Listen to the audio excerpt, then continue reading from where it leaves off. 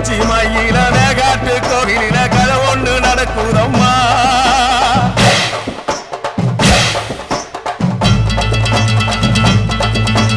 காட்டு புலி ஒண்ணு காயம் பட்டு போச்சே காரணம் யார் சொல்லம்மா.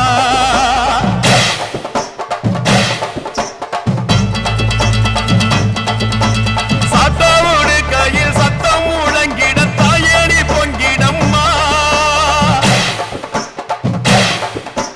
சாத்தோடு கையில் சத்தம் முழங்கிட தாயணி பொங்கிடம்மா.